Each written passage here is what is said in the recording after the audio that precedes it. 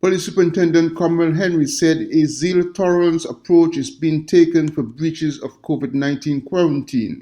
As the country recovers from a recent lockdown, Superintendent Henry said several investigations are currently ongoing and a recent incident involving visitors resulted in their court convictions and fines. Speaking during the 28 July NEOC COVID-19 briefing, Henry said COVID-19 quarantine breakers put the community at risk. Therefore, such cases will be investigated and criminal charges imposed.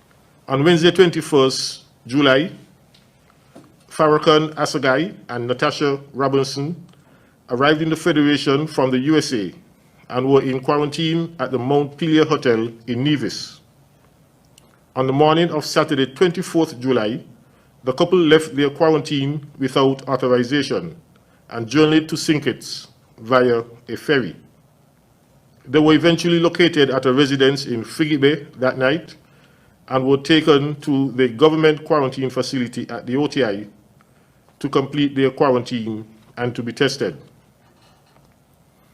Their test results returned negative and they were released from quarantine on Tuesday, 27 July. They were taken back to Nevis, where they were arrested and charged for breaching their quarantine. And they were taken before the Charlestown Magistrate Court, where they were convicted and fined US $500 to be paid in one day. The fines were paid and they were allowed to leave the Federation.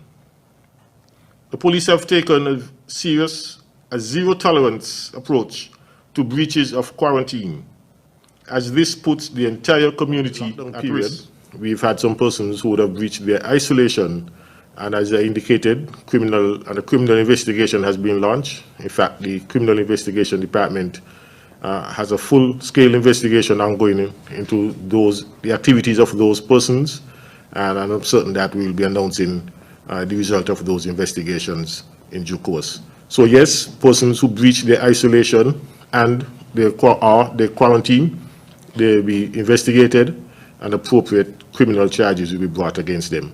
In the 28th July situation report, it was announced that health authorities are monitoring 42 active cases and there are 2 persons currently hospitalized. Glenn Bart reporting for SK Newsline.